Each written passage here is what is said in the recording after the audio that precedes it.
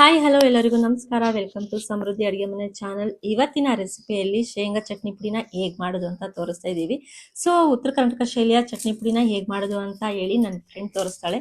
So ಇವರು ಉತ್ತರ ಕರ್ನಾಟಕದವ್ರು ಆಗಿರೋದ್ರಿಂದ ಇವ್ರ ಕಡೆ ಮಾಡುವಂಥ ಶೇಂಗಾ ಚಟ್ನಿ ಪುಡಿನ ಹೇಗೆ ಮಾಡೋದು ಅಂತ ಈ ವಿಡಿಯೋದಲ್ಲಿ ತಿಳಿಸಿದ್ದೀವಿ. ಸೊ ಇವಾಗ ನೋಡೋಣ.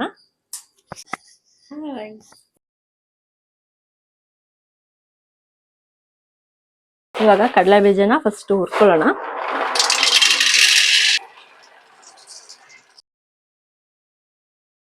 ಕಡಲೆ ಬೀಜದ ಕಲರು ಚೇಂಜ್ ಆಗಬೇಕು, ಅಲ್ಲಿವರೆಗೂ ಚೆನ್ನಾಗಿ ಹುರ್ಕೊಳ್ಳೋಣ. ಜಾಸ್ತಿ ಸೀಸ್ಕೊಳಕ್ ಹೋಗ್ಬೇಡಿ ಕಡಲೆ ಬೀಜನ. ಇದು ಎಷ್ಟು ಕೆಜಿ ಇದೆ ಕಡಲೆ ಬೀಜ? ನೋಡ್ತಾ ಇದೀರಲ್ವಾ, ಕಲರ್ ಕೂಡ ಚೇಂಜ್ ಆಗಿದೆ. ಸೊ ಪರ್ಫೆಕ್ಟ್ ಆಗಿ ಕಡಲೆ ಬೀಜನ ಹುರ್ಕೊಂಡಿದ್ದಾಗಿದೆ. ಇವಾಗ ಸ್ಟವ್ನ ಆಫ್ ಮಾಡ್ಕೊಳ್ಳೋಣ. ಇವಾಗ ಇದನ್ನ ಸ್ವಲ್ಪ ತಣ್ಣಗಾಗೋದಕ್ಕೆ ಬಿಟ್ಟು ಇದ್ರ ಮೇಲ್ಗಡೆ ಇರುವಂತ ಸಿಪ್ಪೆನೆಲ್ಲ ತೆಗೆದು ಕ್ಲೀನ್ ಮಾಡ್ಕೊಳ್ಳೋಣ.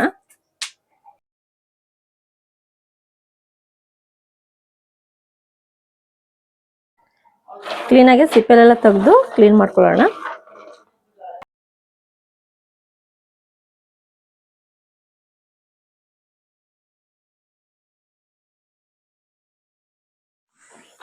ನೋಡಿ, ಇಷ್ಟು ಸಿಪ್ಪೆ ತಗೊಂಡ್ರೆ ಸಾಕು, ತುಂಬಾ ತೆಗಿಯಂಥದ್ದೇನಿಲ್ಲ, ಸ್ವಲ್ಪ ಸ್ವಲ್ಪ ಇದ್ರೂ ನಡೆಯುತ್ತೆ. ಸೊ ಇವಾಗ ಇದನ್ನ ಪುಡಿ ಮಾಡ್ಕೊಳ್ಳೋಣ.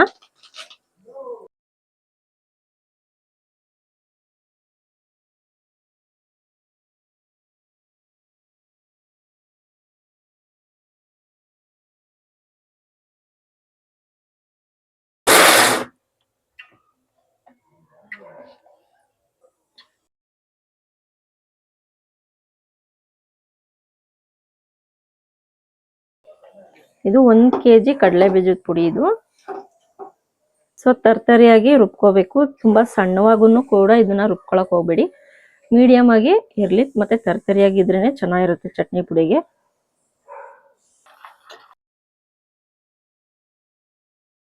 ಬೆಳ್ಳುಳ್ಳಿನ ಇವಾಗ ರುಬ್ಕೊಳ್ಳೋಣ. ಅಂದ್ರೆ ಪೇಸ್ಟ್ ತರ ಮಾಡ್ಕೊಳಕ್ ಹೋಗ್ಬಿಡಿ, ತರ್ತರಿಯಾಗಿ ತರ ಇರ್ಬೇಕು. ಸಿಪ್ಪೆ ಸಮೇತನೇ ಹಾಕೊಳ್ಳಿ, ಚಟ್ನಿ ಪುಡಿಗೆ ತುಂಬಾ ಚೆನ್ನಾಗಿರುತ್ತೆ.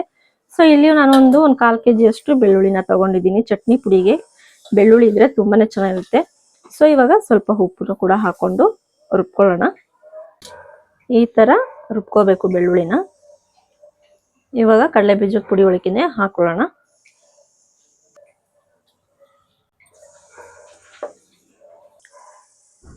ಇವಾಗ ಸ್ವಲ್ಪ ಎಣ್ಣೆನ ಬಿಸಿ ಮಾಡ್ಕೊಳ್ಳೋಣ. ಇವಾಗ ಇದಕ್ಕೇನೆ ಸ್ವಲ್ಪ ಕರಿಬೇವು ಸೊಪ್ಪನ್ನ ಹಾಕೊಳ್ಳೋಣ.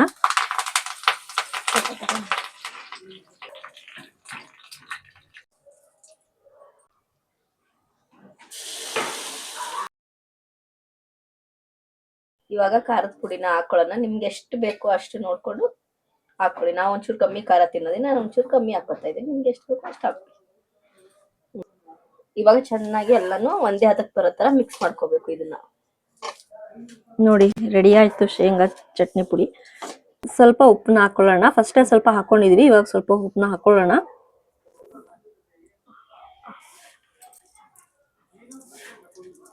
ನೋಡಿ, ಈ ತರ ಮಿಕ್ಸ್ ಮಾಡ್ಕೋಬೇಕು ಚೆನ್ನಾಗಿ.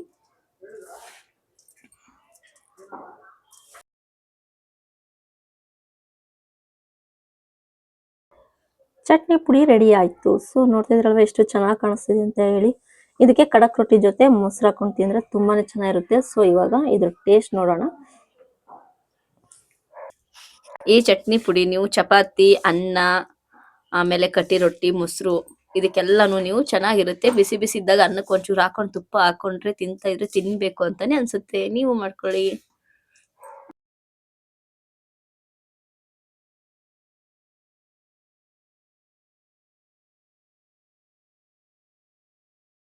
ಸೊ ಫೈನಲಿ ಚಟ್ನಿ ಪುಡಿ ರೆಡಿ ಆಗಿದೆ. ಈಗ ನನ್ನ ಫ್ರೆಂಡ್ ತಿನ್ಬಿಟ್ಟು ಹೆಂಗಿದೆ ಅಂತ ಹೇಳ್ತಾರೆ, ಕೇಳಿ.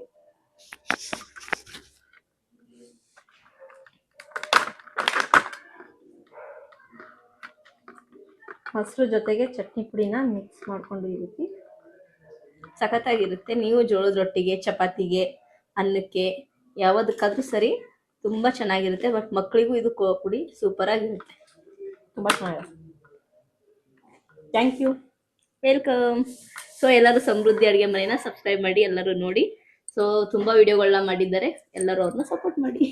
ಚಟ್ನಿ ಪುಡಿ ರೆಸಿಪಿ ನಿಮ್ಗೆ ಇಷ್ಟ ಆಗಿದೆ ಅಂತ ಅನ್ಕೊಳ್ತಾ ಇದೀನಿ.